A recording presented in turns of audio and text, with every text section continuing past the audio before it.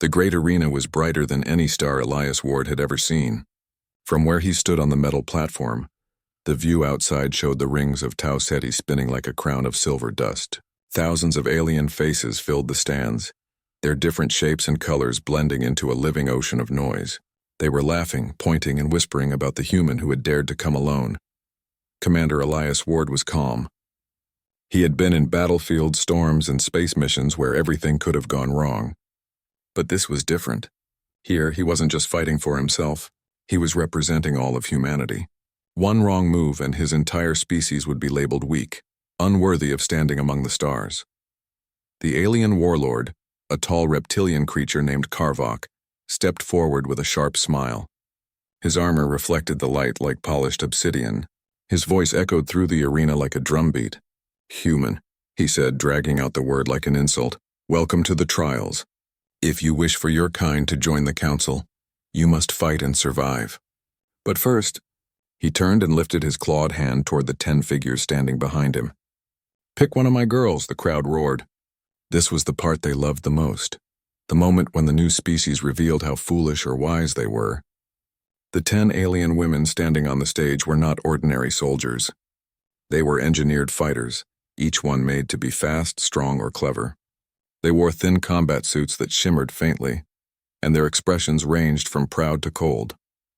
All of them except one. Elias slowly walked forward.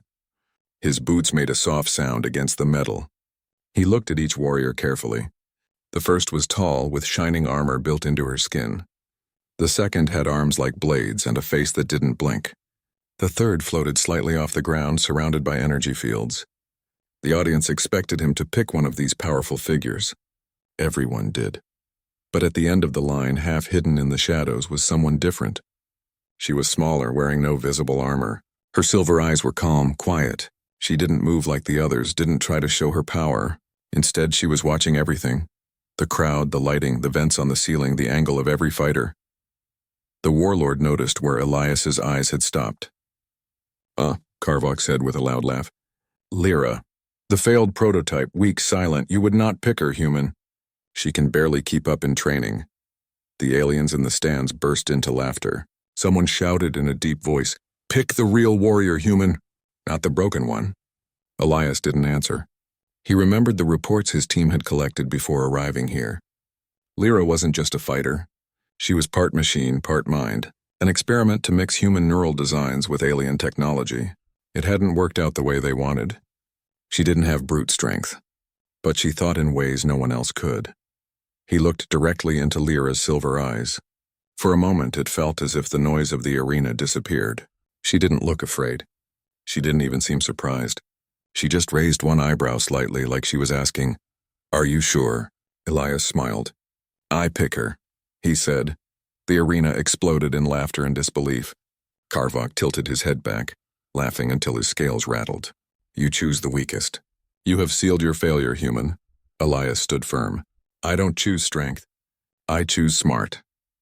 When the crowd finally calmed, the trials began. Lyra stepped forward to stand next to Elias. She was quiet but not shy. Her voice was calm, almost musical. "They will expect us to lose," she said softly. "That's good," Elias answered. "Surprise is our weapon." The first part of the trial took place inside the great rotating maze, an enormous floating station built for this event. The floor moved, walls shifted, and traps appeared without warning. Each team had to reach the center before the timer ended. The alien team spread out quickly. Their fighters smashed walls and forced their way through. They didn't think. They just used power. Elias followed Lyra's lead.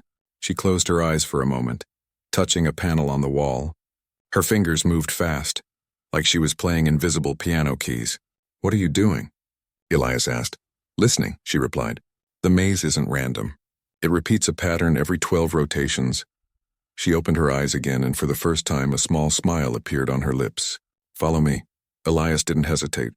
He moved as she directed, down narrow corridors others had ignored.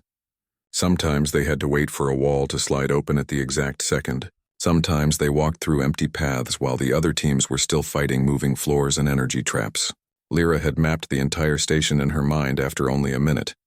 The alien crowd, watching on giant screens, slowly grew quieter.